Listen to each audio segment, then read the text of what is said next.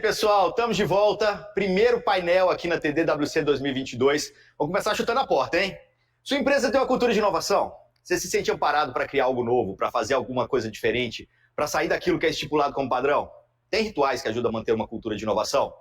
É sobre isso que a gente vai falar agora com 3 pesos pesados do mercado, representam empresas aí com um DNA de inovação muito forte. Thiago Lopes, VP de Marketing da Netflix Brasil. Obrigado por estar aqui, Thiago, mais uma vez. Por convidar novamente, uma alegria. Boa.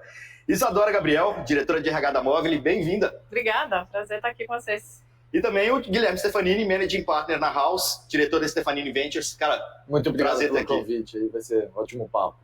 Bora. Vamos lá, pessoal. Primeiro, assim, cultura de inovação. Acho que isso é importante na empresa de vocês três, assim, mas como criar uma cultura de inovação, né? Vou começar pela Isadora, porque no caso da Móvel, eu acho que talvez seja um pouco mais complexo, porque tem várias empresas ali unidas, né, dentro de uma mesma organização.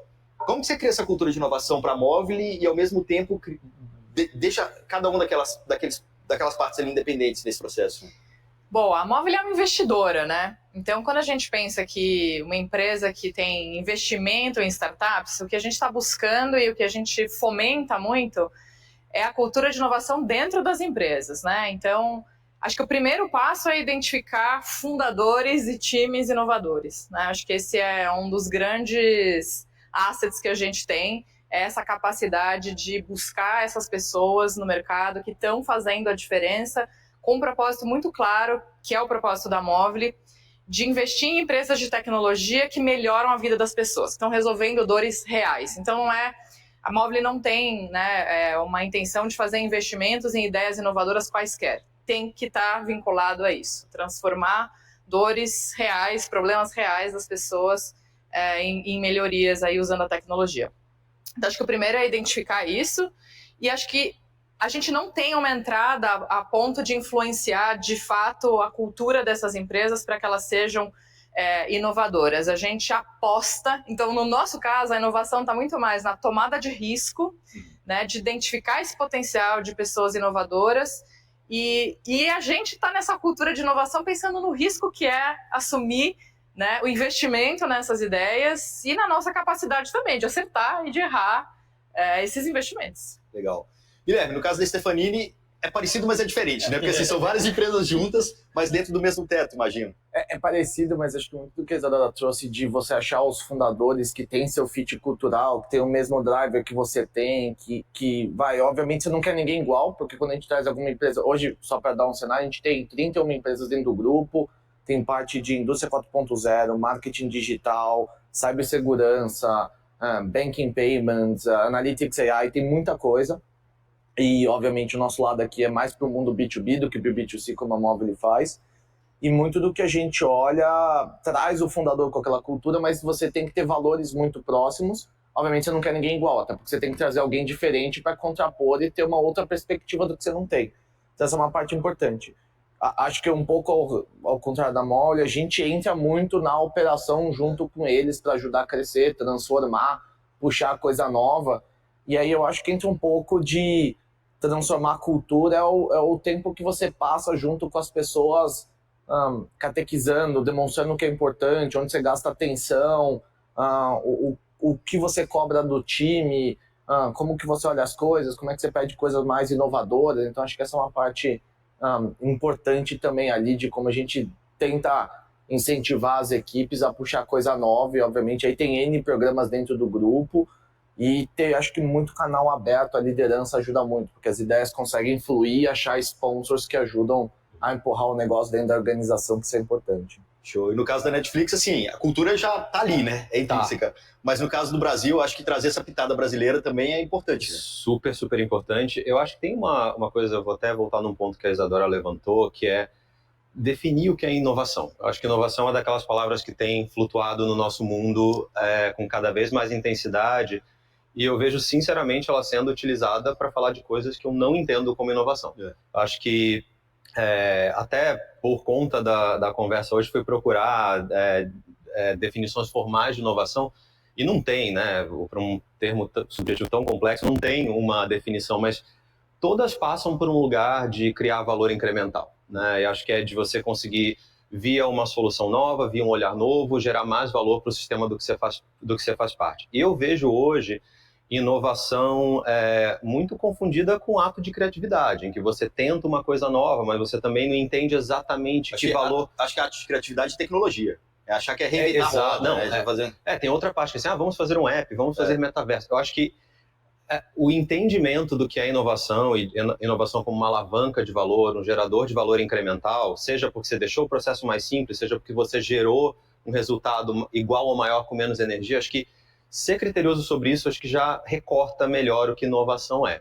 E acho que, para mim, até antes da cultura de inovação, uma cultura propícia para a inovação, acho que definir inovação na sua cadeia interna de valor na empresa e para os seus parceiros é fundamental. Senão a taxa de erro que você vai ter tentando inovar vai ser muito alta. E a outra coisa, juntando com a sua pergunta, Igor, que acho que tá mais ligada à minha experiência na Netflix também, que é inovação, justamente por essas qualidades que eu mencionei agora, ela está a serviço de resolver problemas. Então, o que eu vejo muito acontecer, e aí vou falar um pouco mais do meu mundo de publicidade, é energia sendo despendida, né, em quantidades absurdas para resolver problemas que não precisam ser solucionados, né? O cujo custo de oportunidade de resolver aquilo é alto demais, né? Não importa quão inteligente você vai ser na solução, o valor que aquilo vai gerar é desproporcional ao custo de energia que você teve para chegar naquela solução. Então, acho que esse aspecto criterioso para entender o que é inovação e, né, ter certeza que a inovação, o processo de inovação no qual você está investindo tem a ver com as prioridades do seu negócio, acho que esses são pilares fundamentais para depois você criar uma cultura de inovação. Acho que sem isso, uma cultura que tenha todos os boxes verdes esticados ali para a inovação acontecer, você vai viver uma prática de aleatoriedade, de arbitrariedade dentro do espaço de inovação. Você vai tentar qualquer coisa. E eu vejo muito, tanto marketing quanto agência aqui no Brasil, incorrendo nesse erro, que é inovação sem propósito, que eu acho que é altamente problemático. E que, né, enfim, só deixa o cenário de inovação mais complexo para a gente gerir. É rasgar dinheiro, no final das contas. É rasgar dinheiro. E eu acho que você falou também de agendas corporativas, agendas pessoais. Eu vejo muito esse exercício da autoria, quando a gente pensa em inovação. Eu queria fazer dessa forma. Você, olha, o fato de que você queria fazer, não sei se interessa muito ao negócio. Acho que é ótimo quando a gente vê cruzamentos, né? Quando alguém quer genuinamente resolver um problema que está afligindo o consumidor. E aquela pessoa é apaixonada por aquele problema e essas coisas se cruzam. Acho que essa é a melhor equação possível. Agora, eu acho que você tá cego, né, a ponto de não ver que a sua ideia não tem utilidade para além da sua bolha, ou que às vezes ela nem para de pé dentro ou fora da sua bolha. Acho que é um problema com o qual a gente convive bastante e é um lugar de divã para a gente, né, para parar, sentar, refletir e entender o que de fato a gente pode fazer com isso. É um espaço onde você não pode ter muito ego, porque se você leva pelo ego, acho que você tem que... A gente virou case da INSEAD sobre transformação digital, a gente tem um curso com eles, já fizemos 2 turmas, e eles trazem uma definição de inovação, transformação digital, que eu acho muito prática e boa. E a primeira de inovação é a junção de novidade com utilidade. Então o Thomas Edison fala uma frase, cara, eu não quero inventar nada que não seja vendável, de certa maneira, porque quando você vende é prova de utilidade de sucesso. Você tem que ser útil para o seu consumidor. E na INSEAD tem o Nathan Furr, que é um dos grandes professores, escreveu Innovators Method e tal, e ele falou, transformação digital como é que você atende melhor o seu consumidor, seu cliente, usando ou novas maneiras de trabalho ou tecnologia que ele vai permear isso. Então, muito da mudança do grupo que a gente tem feito também obviamente, ter um grupo naturalmente técnico e muitas vezes ele vê a solução dele porque ele entende aquele ponto. Então, como é que eu demonstro para ele qual que é o norte, qual que é o vetor que você tem que inovar, qual que é o problema que a gente vai resolver, que eu acho que isso já diz muito bem, que aí você dá um norte real que ele não fica dono da solução, porque no fundo você quer participar, você quer ter um senso de pressentimento e cada um vai ter uma maneira de como participa. Então você pega a pessoa técnica, quando ele é mais isolada do problema, ele vai abraçar a solução que é dele e não vai entender o que ele tem que melhorar para o problema. Então como é que você demonstra o que é o norte, o que é onde a gente quer chegar, qual que é o problema que a gente está resolvendo, o que isso afeta o cliente, como é que você traz o cliente para próximo da equipe, que aí isso ajuda muito também o processo de inovação, de estar ouvindo, de ser útil. Acho que essa parte é fundamental, até como se direciona a equipe para... Senão vai vir N coisas que não fazem o menor sentido, e aí a pessoa fica frustrada e fala, você pediu para inovar, eu estou inovando, e você fala, não, então eu não vou inovar. Não, tem que dar um caminho correto para onde você precisa. E uma coisa que eu acho que, assim, para mim tem a ver um pouco com o sucesso do dia a dia do processo de inovação, é aquela história do continuar, parar, começar. Você tem que saber o momento de começar mesmo uma ideia e apostar nela e dar sequência. Você tem que saber a hora de, putz, isso aqui tá dando certo, nós vamos continuar fazendo e isso aqui vai, de fato, virar um MVP, né? Vai ser um piloto de algo que a gente vai testar. E é a hora de falar assim, putz, isso aqui não vai dar certo, nós vamos abandonar já. Porque essa ideia, né, por mais ser apaixonado, às vezes, que as pessoas sejam pelas ideias, putz, a gente já percebeu aqui em 5, 10 minutos que não vai pra frente. E tá tudo bem, né? E vamos pra próxima. Né? Mas esse comportamento de olhar para essas 3 coisas, né, dentro desse processo do dia a dia da inovação, acho bem importante. Assim. Legal. Tem um exemplo que a gente já testei aqui em alguns eventos. Uma vez eu estava na China e fruta lá é muito cara, né? E aí fui no supermercado, de repente tinha uma bandejinha com 6 bananas separadas. E aí, eu sou daltônico, mas a pessoa que estava do meu lado falou, porra, que incrível, olha isso, dá da banana mais verde para a banana mais madura. É uma por dia. Você comer. Aqui no Brasil, você compra o cacho, se perdeu, perdeu, né? Banana é barato. Mas lá, putz, isso é inovação. É inovação raiz aí. Agora, tem processos, como é que vocês fazem para poder... Quais são os rituais? Existem rituais ou formas de você manter esse processo de inovação acontecendo dentro da empresa? Olha, eu acho que tem processos, mas eu acho que tem mais princípios do que processos. Eu acho que tem várias coisas, algumas têm mais, né, estão mais ligadas ao rigor de como é que você conduz um processo de inovação, mas eu acho que a gente começa a implantar uma cultura de inovação com princípios e valores mesmo. Eu acho que a gente já acabou falando tangencialmente dessas coisas, mas eu acho que, primeiro, criar uma cultura em que você naturaliza o erro, não o erro contínuo, mas o erro intencional, em que você pensa, tem uma hipótese para fazer uma coisa, que até volta num ponto que a Isadora começou. Quando você mencionou, quando você começa alguma coisa, acho que é importante você modelar o que você está fazendo naquele começo. Assim, a hipótese que eu tenho para esse processo é que tal coisa vai ser mais interessante do que essa outra coisa que a gente fez até agora. Para que você, no final daquele processo, você consiga voltar para aquela tese e falar assim, ela era verdade ou ela era mentira. E esse entendimento vira patrimônio para sua cultura.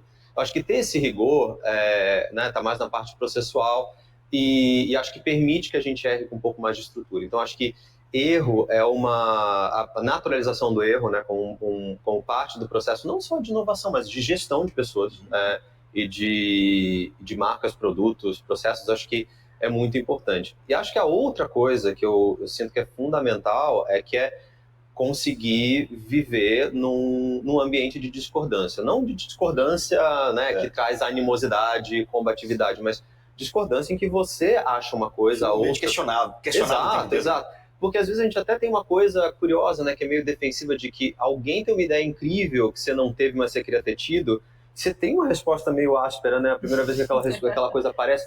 E acho que esse lugar, para mim, é um lugar em que a gente tem que evocar uma generosidade para falar assim, cara, eu não entendi completamente o que você falou, mas tem alguma coisa aí, né? E acho que quanto mais diverso a gente for, e você falou sobre isso, né, da importância de ter cabeças diversas, histórias de vida diversas, acho que mais a gente vai ver coisas estranhas, aparentemente, do nosso ponto de vista, que são muito familiares para as outras pessoas, mas que podem justamente, né, ajudarem a gente a fazer aquele salto quântico de criação de valor.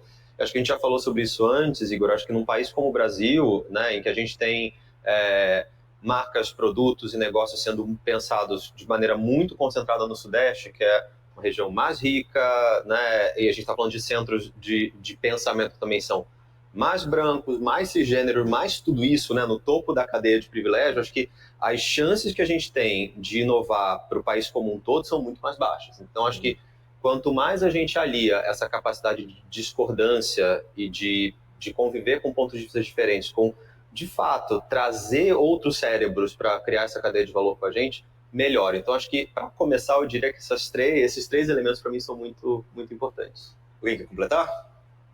Eu super concordo com o Thiago. Eu acho que, pensando na Móvel, assim, diversidade é um pilar bastante estratégico para a gente, tanto do ponto de vista do que a gente está construindo dentro da Móvel, né, times com backgrounds diferentes, né, com toda essa diversidade de gênero, né, de etnia. Então, a gente está construindo um time com esse formato e é sim proposital mesmo. A gente precisa dessas muitas ideias sendo geradas com essas perspectivas muito distintas. E a gente também está influenciando bastante daí, né, as empresas que a gente investe para que elas caminhem para isso. E o que a gente vê um pouco nessa lógica mesmo que o Thiago trouxe, né, assim, são empresas normalmente com essa cara, né, Sudeste e tudo mais, a gente percebe que as empresas não começam muito nesse lugar, né? Que é o lugar do já tenho de pé um time diverso para construir isso, né? E vamos acelerar, e vamos contratar, e vamos indo, né? Então, não é prioridade a gente dar conta muito disso agora. E a gente, como Movile, tem entrado já desde esse começo, então, empresas que estão começando a escalar, para dizer, olha, põe isso na pauta agora. Porque isso vai fazer muita diferença no teu processo de escalar teu negócio e começar a crescer. Então, a gente tem trabalhado bastante, a gente tem especialista de diversidade na Movile que apoia, né, as empresas que a gente investe para garantir que esse processo comece a fluir de uma outra forma dentro das organizações, né? E acho que uma outra coisa rápida que é times pequenos. Então, a história do ritual vamos fazer isso pequeno, né? Então, assim, aquele processo de inovação que você fala, tem 30 pessoas envolvidas, tem um mega time, ou tem uma estrutura de inovação, eu particularmente não acredito muito nessa ideia, assim. Inovação como cultura de inovação é uma coisa que permeia mesmo os princípios e a organização como um todo, né? Então, grupos pequenos, essa coisa do multidisciplinar, errar rápido, né? E fazer essa experimentação e seguir. Assim. Isadora, você falou uma coisa que me deu frio na espinha, assim, que é o dia do workshop de inovação. Não, cara, tipo, o dia do workshop de inovação e aquela área específica da empresa para ser... E aí você cria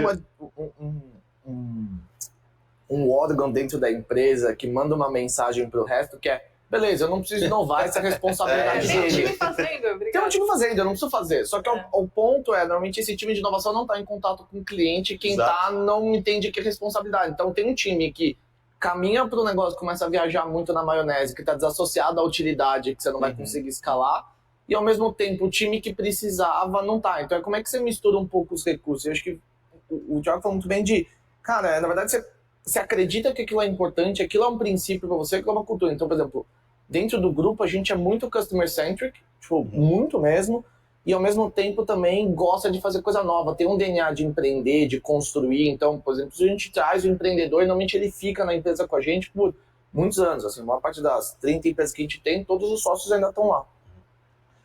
E a gente gosta muito disso, porque você acredita genuinamente naquilo que você está fazendo, como é que você dá o drive. Então, eu lembro claramente quando a gente ainda estava no escritório, muitas vezes o Marco andava para o escritório e falou, vou visitar tal cliente, o que a gente tem de novo para eu mostrar para ele? Obviamente, isso às vezes é mais importante do que ter um incentivo de meta, porque o cara é onde você driva comportamento, onde você mostra que é importante, onde a liderança está antenada, está perguntando. E acho que tem a parte de você errar, faz parte, todo mundo vai tentar, mas é tentar menor.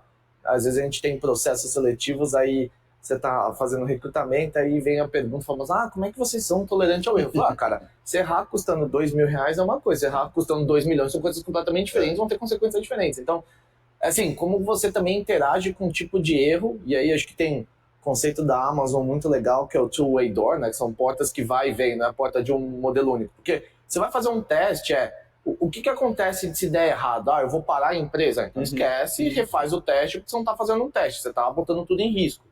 Não, vou fazer um teste que se der errado, beleza. Cancela, volta, acontece, faz parte. E, obviamente, depois fazer um pós-mortem ali também de por que o resultado não foi bem e se aquele norte ainda faz sentido para você continuar. Então, acho que tem um pouco do rigor científico no sentido de putz, essa é a minha hipótese, eu testei, esses foram os resultados, o que está acontecendo, como é que a gente vai mudar? Então, tem várias coisas que a gente foi testando e tem coisa de timing, tem coisa que eu testei lá atrás que, putz, não funcionou, a gente viu o norte e hoje está caminhando o grupo para montar uma outra solução que pegou com outro dono. Então eu brinco que tem vários filhos que você deixa ali espalhado por dentro da organização, acho que você não pode ter o ego e falar, foi minha ideia, foi isso. Cara, o negócio é sucesso, então você está vendendo, está crescendo agora e alguém pegou e fez melhor, ótimo. Você não pode ter o ego que atrapalha o resultado final. Acho que você falou uma coisa interessante agora, que são essas hipóteses que né, duram um certo tempo e têm efeitos diferentes dependendo de quando a gente testa e avalia ela. Eu acho que isso é um jeito legal de pensar o que é inovação, né? Eu vejo muito inovação como uma convergência de um monte de coisas que a gente vai estudando, observando, entendendo, escutando, e uma hora a gente está habilitado a agir sobre aquela inovação e executar inovação. E eu acho que é importante a gente entender inovação como um processo contínuo de alimentação e de senso crítico, porque acho que quebra um pouco essa lógica desse guru da inovação que senta em cima de uma nuvem e de vez em quando cospe, né? Um negócio que transforma o mundo. O que não é assim. Eu acho que é extremamente arrogante a gente achar que a gente pode entrar nesse modo, né? Hoje eu vou inovar. Eu acho que é por isso que é tão interessante e tão importante variar repertórios, porque a gente vai conseguir observar mais, metabolizar mais ponto de vista, ter mais ideia e fazer com que essa convergência de coisas que geram inovação aconteça de um jeito mais constante. Mas, assim, não é um ato de gênio, né? Lembra, tipo, na antiguidade clássica tinha essa figura de toda vez que você ia produzir algo, né, que você desejava, que era genial, você rezava para uma entidade chegar em você. E eu acho que a gente foi a gente levou o iluminismo tão a sério que a gente passou que a gente podia achar que a gente podia fazer sozinho. Né? Tipo, o dia que eu quiser, eu vou fazer uma coisa incrível sozinho. Não é assim.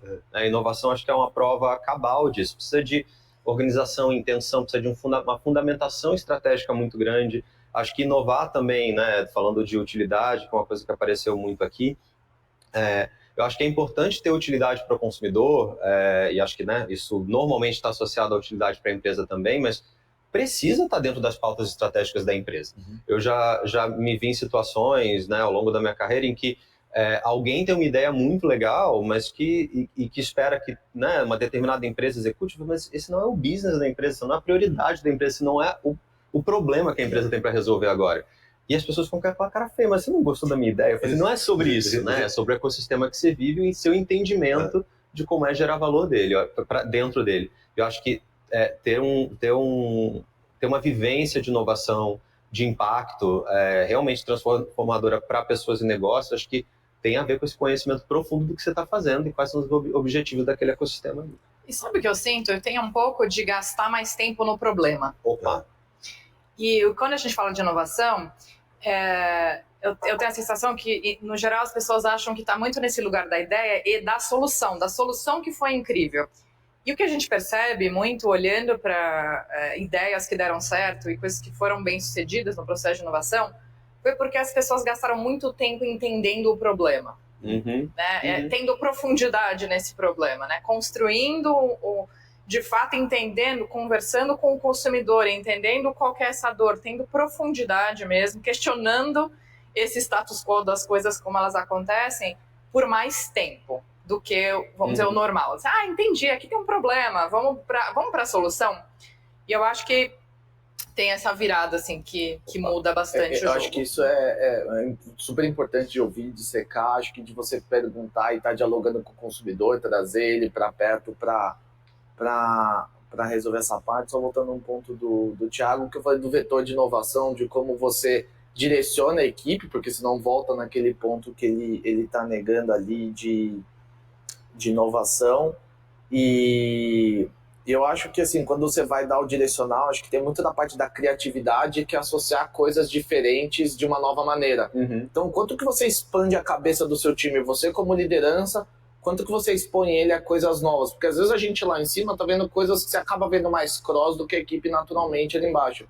Então como é que eu trago a equipe para conhecer o que tá rolando? Como é que eu conecto ela com pessoas novas? Como é que eu dou tempo para ela ir lá conversar ou interagir com o consumidor, ouvir, observar? Que acho que desses processos sai muita coisa importante também, de você criar esse espaço, de incentivar. E obviamente faz parte do dia a dia deles também disso, de trazer essa parte de inovação.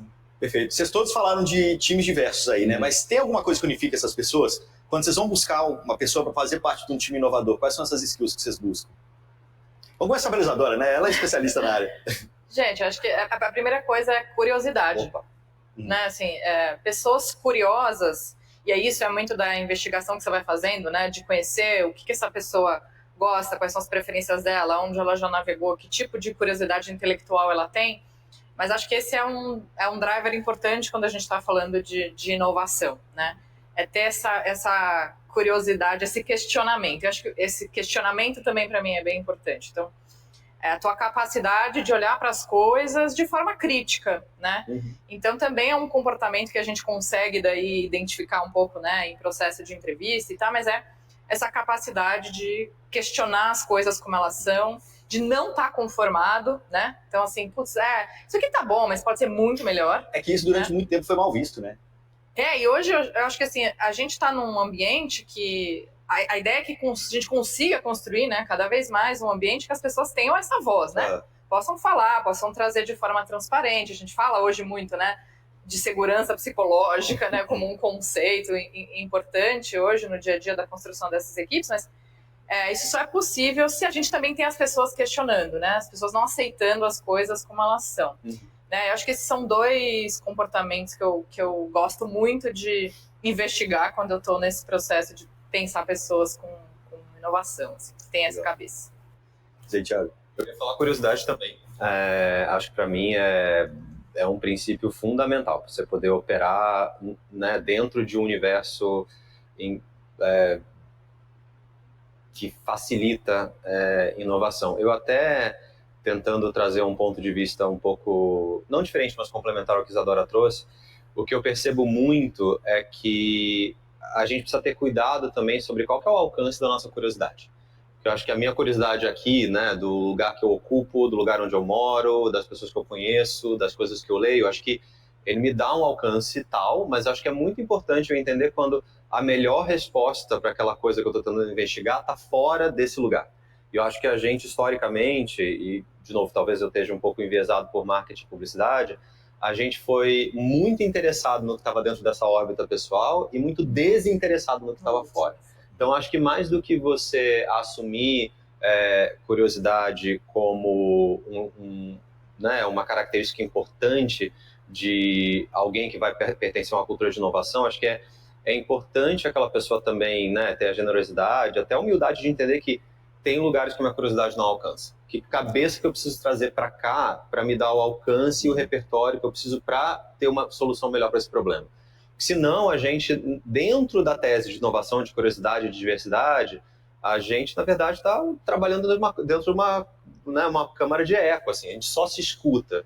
E eu vejo muito isso, assim, com equipes ao longo do tempo, assim, você tem uma ideia, né, arrojada, que você vê, assim, de repente não está no formato perfeito dela, mas tem um valor ali, né, e acho que inovação tem essa mágica, você sente um cheirinho, ela tem uma textura, né, às vezes ela está mal, né, ajambrada ainda, mas acho que é importante a gente ter essa sensibilidade.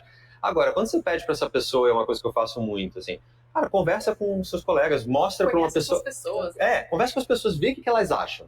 E é curioso, porque a gente, né, as pessoas, eu acho que eu já fiz isso várias vezes também, né, é bem comportamento humano isso, a gente tende a ir mostrar a ideia para as pessoas que a gente sabe que vão concordar com a gente. Quando o maior valor vai ser gerado a partir de conversas de pessoas que têm outros pontos de vista.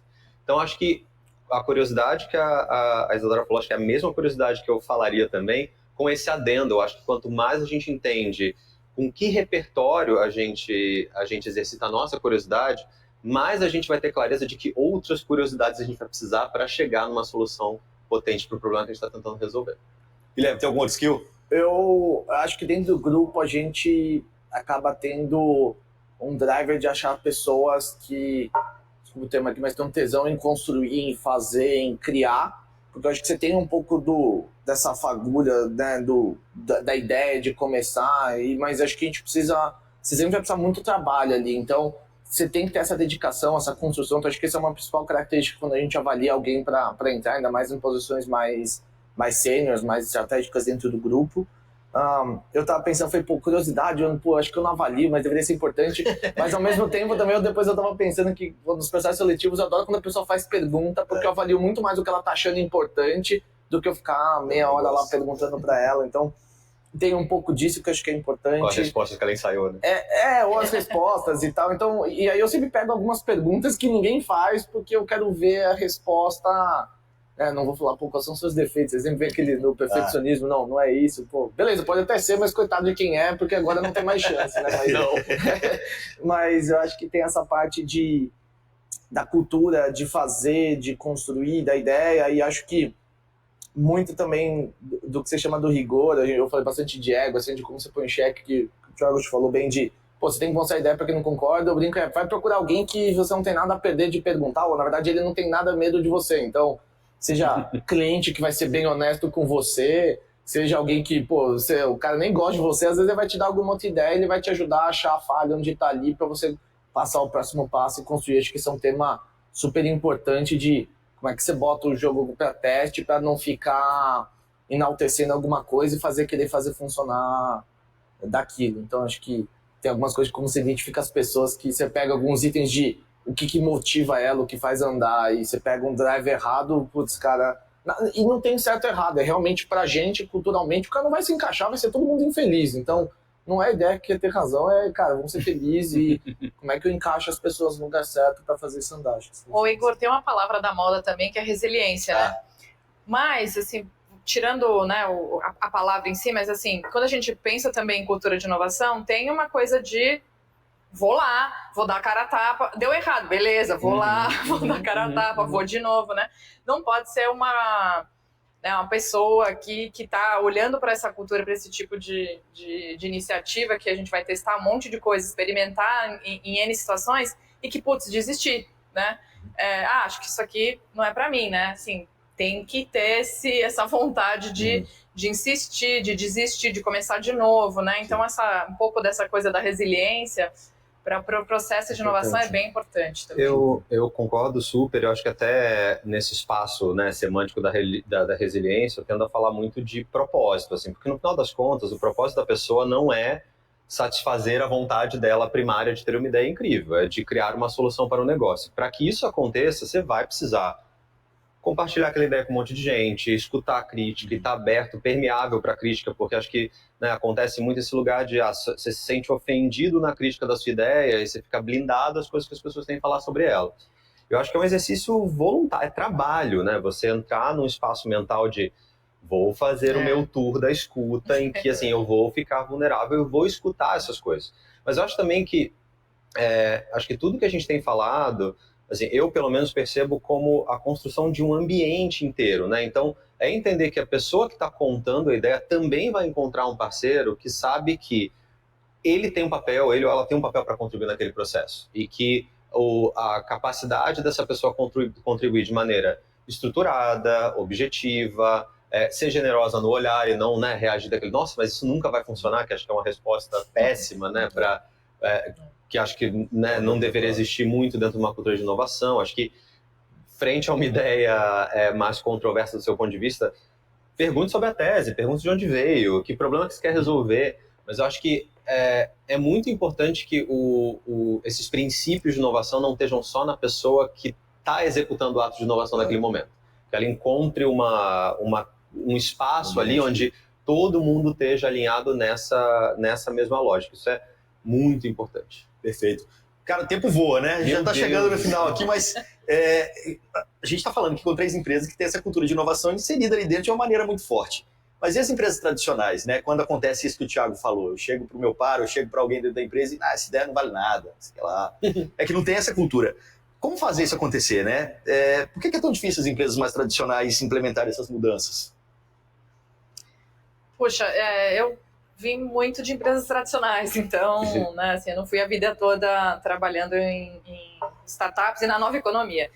E eu acho que tem uma das principais barreiras que, de fato, é o tamanho das estruturas, né, e as hierarquias, né, e o que se vai construindo um pouco dessa lógica do crescimento muito vertical, né, das empresas. Então, eu acho que um grande desafio para as empresas tradicionais é como você consegue quebrar isso um pouco, né? Então, quando a gente fala de times pequenos, mais autônomos, sem muita necessidade de subir ou escalar aprovações e ter processos muito engessados, isso trava bastante o processo e a cultura de inovação. Então, acho que as empresas tradicionais precisam identificar uma forma mais clara de que as suas estruturas consigam trabalhar num formato menos engessado, menos hierárquico, na verdade, para que as coisas andem, assim. Para mim tem muito desse lugar. Acho que tem muito, concordo mais uma vez pra caramba, Isadora. Acho que tem uma outra coisa que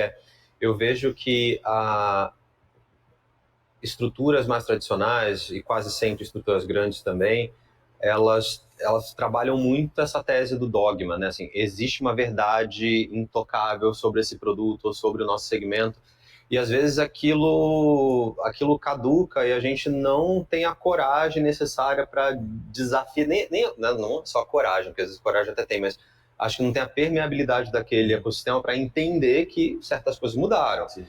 E é difícil mesmo, você imagina uma verdade que sustentou um negócio por décadas, e uma hora ela não vale mais, aí você esperar que, né, um ato heróico da liderança, assim, gente, realmente, aquilo que a gente acreditou esse tempo todo, é difícil pra caramba, mas eu acho que é por isso também que eu acho que quando você tem uma cultura de descentralização, você também tira a responsabilidade de uma pessoa só ou de um grupo muito pequeno de pessoas perceber essa obsolescência. Você dá oportunidade para que todo mundo tenha a voz para lembrar assim, gente, eu acho que estão passando a validade.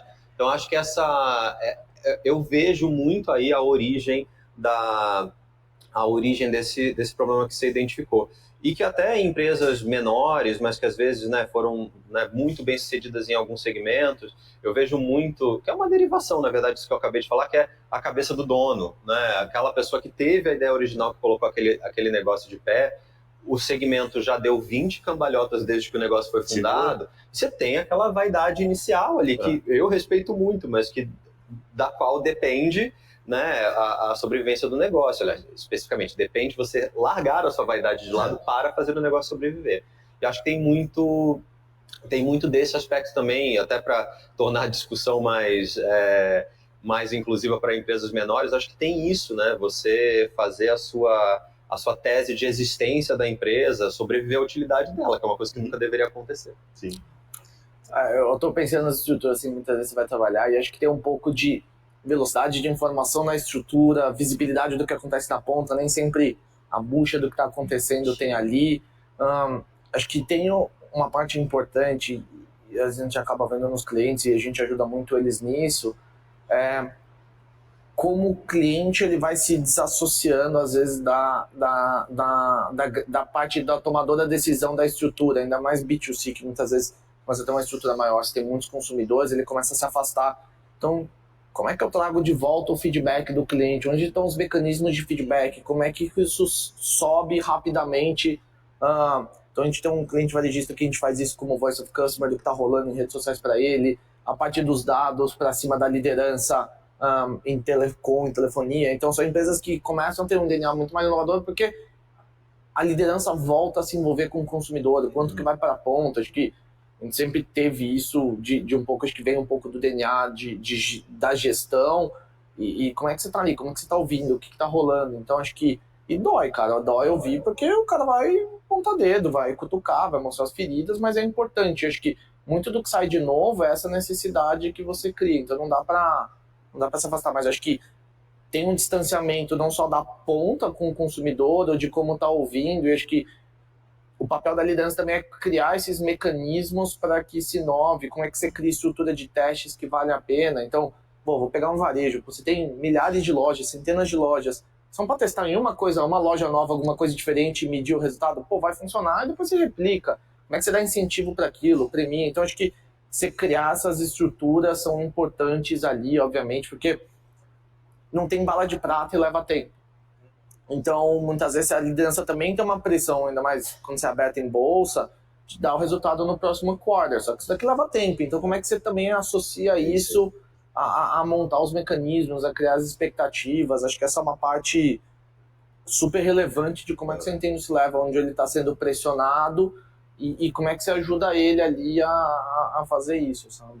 Perfeito. Igor, tem uma coisa que me ocorreu aqui também, que é um exercício de reflexão que acho que todo mundo tem que fazer, que é o quão, de fato, inovação está na sua agenda de gestão. Eu acho que dentro desse cenário que a gente discutiu aqui, em que inovação é uma palavra que está, né, flutuando e todo mundo meio que tem a obrigação de dizer, acho que a gente faz a gente colocar no mesmo pacote empresas que levam a sério e que têm o desejo estratégico de executar inovação e gente que está falando porque tem que falar, né? E manter essa pauta viva. Se ela tem um IPO chegando, é muito importante eu construir a imagem de uma empresa inovadora. E eu acho que, antes de tudo, é importante as lideranças refletirem sobre o quão prioritário práticas de inovação vão ser para a empresa que essas pessoas estão gerindo. E, a partir daí, criar comportamentos como esses que a gente listou aqui, que garantam que as pessoas vão estar, né, num ambiente mais propício para a inovação. Tem uma coisa que eu lembrei, que eu achei, né, muito ilustrativa disso que eu estou falando agora, que eu trabalhei numa agência bem no início da minha carreira, que é uma agência enorme, mas cuja matriz ficava em Nova York. E toda vez que alguém tinha uma ideia e a gente queria o agente retórico, tá? Eu, na verdade, normalmente era vítima, mas eu talvez fosse o algoz, se eu tivesse outra posição. as pessoas falavam muito, mas Nova York não quer isso. Eu falei assim, gente... Quem é Nova York? Quem é Nova York? E eu sinto que essa é só uma ilustração de vícios corporativos que a gente tem, tipo, nossa, vai dar muito trabalho conversar sobre isso. E quando você fala Nova York não quer, é assim, tipo, essa entidade, né? Um titã andando no meio do oceano, dizendo Nova York não quer te dar um tapa. Eu acho que a gente precisa ser muito disciplinado e evitar essas respostas rápidas de por que alguma coisa não vai funcionar. Eu acho que se você vê, né, uma tentativa de inovação, de mudança, algum processo, você consegue dar um não para a pessoa embasado num fundamento estratégico, embasado numa experiência prévia, isso é uma coisa, e acho que é perfeitamente possível. Agora, você lançar a mão de um recurso desse do tipo, mas fulano disse que... Isso é muito complexo. Eu acho que é uma vigília que a gente tem que se fazer, porque às vezes aquela pessoa vai tentar de novo, mas depois que você dá a mesma resposta 3 vezes, ela não vai tentar mais. E o ecossistema inteiro né, fica pior, né, e menos propício a inovar a partir dessas experiências negativas. Perfeito. Você ia complementar? Não, eu ia falar um pouco da disciplina, que eu acho que é super importante. Acho que tem essa parte de como você, obviamente, olha, como é que você dá a ideia. Então, muitas vezes eu já levei a ideia para cima e falou, não. Mas, foda-se, eu quero fazer, eu vou testar do jeito mais barato e o menor erro possível. É isso, é tipo, tem um interesse. Aí começa a máquina volta porque vê que tem demanda. Então tem um pouco da ousadia, mas obviamente sem comprometer o todo, mas né? O erro tem mais quem barato. Pode ousar e tem quem não pode, né? Tem lugares que você não pode arriscar, então obviamente, vou ter contato, sei lá, com o consumidor ou com o cliente, eu vou errar de uma certa maneira, né? Muito menos provável. O segundo ponto que eu ia falar, acho que é um pouco da disciplina de você dar autonomia, mas você cobrar o resultado. Então, cara, eu tenho essa ideia, em vez de você falar não, você fala, tá bom, beleza, olha, esses daqui são meus aprendizados, então marca essas muito só, aprendi isso daqui, o que você espera no final, o que você acha que você vai conseguir, isso, tá bom, então daqui um mês você volta e vai prestar conta, daqui um mês você tem que ir lá, voltar, porque isso gera um senso de responsabilidade em cima e de avaliação, e por exemplo, dentro do nosso modelo, a gente construiu uma série de reuniões de resultado que vai consolidando, e dentro delas, a maior parte cara, o que você fez de novo, o que você está olhando, e na verdade não tem muita métrica, o cara vem lá contar o que ele está pensando, o que tem diferente, o cara fala, essa ideia, esse daqui, ou tem espaço, então durante a pandemia a gente começou a fazer uma série de eventos de relacionamento que pra gente era importante com os nossos clientes, que veio da ideia de um gerente de negócios nosso que participou de um X e falou, isso daqui pode ser legal. E a gente falou, vamos testar. Se precisar, preciso disso. Aí montamos foi super legal e aí começou a expandir.